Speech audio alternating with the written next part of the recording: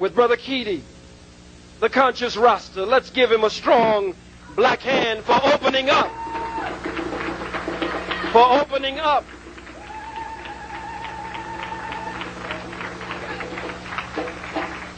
For opening up this gathering of the masters at this metaphysical conference at Georgia State University just a few days ago. To that great one among us who has worked tirelessly to bring us to health, to bring us to nutritional sanity, and to bring us back to ourselves again, who has served us and served us well as the conscious Rasta has. I speak of none other than from our first day, Dr. Laila Africa. Let's give him a strong, strong black hand, Dr. Laila Africa.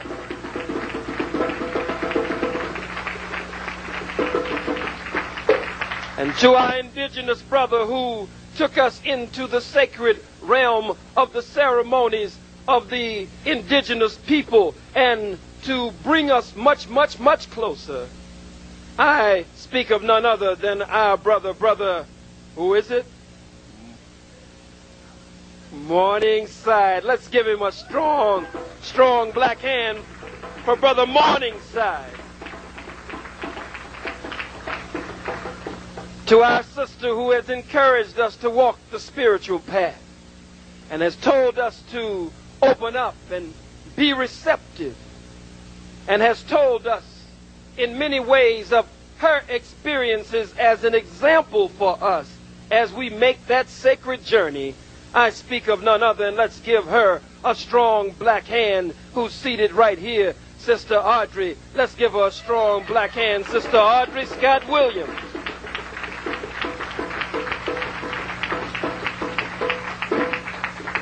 To the man who is responsible for the most part for my being here, who saw me and told me about the gathering of the masters and then went to work with Brother Kevin and Sister Delbra and others to make sure that I would be here. I saw him when I spoke in Philadelphia for the New Black Panther Party for Self-Defense Chapter in Philly, and for the Reverend Dr. Ishaka Musa Barashango at the temple or the shrine of the Black Madonna. Black Messiah. Got Bishop Jeramoja, have the Holy Patriarch Jeramoja, who is going on to the realm of the Egun and who has become an ancestor on my mind. Ishaka Musa Barashango with the temple of the Black Messiah. As I was there, it was Brother Henry DiBernardo who came to me and told me of this conference, and then went to work to make sure that an invitation was extended, and who has shared with us, and those of us who were here with him last night were blessed to drink from his fountain of research and wisdom. Let us give a strong black hand to Brother Henry DiBernardo.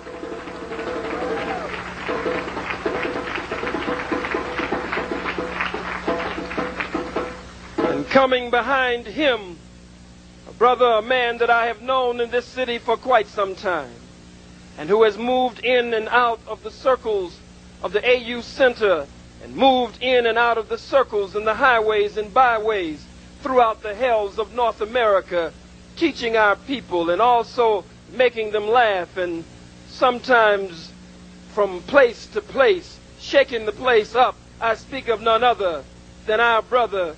You know who I'm talking about. I speak of none other than Brother Bobby Hemmett in the house. Let's give him a strong black hand, Brother Bobby Hemmett. And to a brother that I have also known for quite some time, who we just heard from and who we have just drawn from, and who has just taken us on a journey, who I have known for some time in New York City. I speak of none other than our brother who stands with the masters throughout the hells of North America and the length and breadth of this great hell that we now find ourselves in. I speak of none other than Brother Phil Valentine, who we just heard from. Give him a strong black hand. Well, I promise not to be long, but I must be strong. You've heard the statistics and the realistics, and now it's time to kick the ballistics. The Most Honorable Elijah Muhammad has taught us that the black man and the black woman, that we are the original man and the original woman. The original man and the original woman of the face of the planet Earth, over 196,940,000 square miles. But he teaches us that from the triple blackness of the universe, that from the triple blackness of the universe, that the atom of life in the of the universe, once it was willed into motion, that original creator and that original God from the triple blackness of the universe, that original God willed himself into creation, willed herself into creation, and out of that blackness then made it a law that everything would have to come out of blackness, just as the God had come out of blackness. No matter what it is, it has to have its beginning, its origin in blackness. I don't care if it comes from the aquatic world or from the egg. For approximately 21 days in that little prison house or that little incubation house called egg, to the 21st day, some of them form a beak from inside of that egg and must crack the egg and then burst forth into the light of the manifest sun. But it must, from the foul life, from the aquatic life, those in the aquatic life, in the water world, must be born in the darkness. Those in the foul world, coming from the egg after 21 days, must come out of darkness. And yes, brothers and sisters, if it's brown man and woman, red man and woman, yellow man and woman, and yes, white man and woman, they must have their beginning, their origin in the original black man and woman. It is biologically and genetically impossible to get the recessive white man and woman to produce the dominant yellow baby, and biologically and genetically impossible for the recessive yellow man and woman to produce the dominant red or the dominant brown baby. But you take that black man and his black woman, they can be blue black, they can be purple black, they can be so black until it looked like if they would spit ink. They can be blacker than 150 million midnights.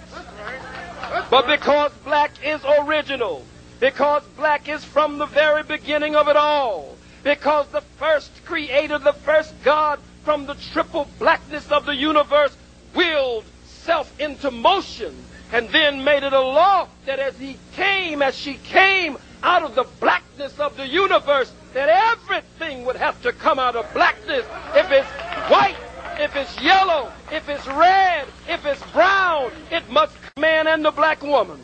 Before the night is over, yes, we're going to talk a little bit about the wounded womb. But we're not going to just talk about the wounded womb. We're going to also talk about the persecuted penis. We got to talk about the persecuted penis. How you going to talk about the wounded womb and don't talk about the persecuted penis? The hell is wrong with you? We're striking the meiotic balance here tonight. We must strike the meiotic balance. We're going to talk about religion. Here we are exploring what we have studied, what we feel has been revealed to us, and what our teachers have taught us. We will explore whether religion is foolish or not, and whether we should deal with it or not. We will explore whether morality is important. All kinds of things have been said. I've been to just about every session and taken notes. And so we got to talk here. We've got to talk here. It's important, brothers and sisters, to understand that we are a people who have inhaled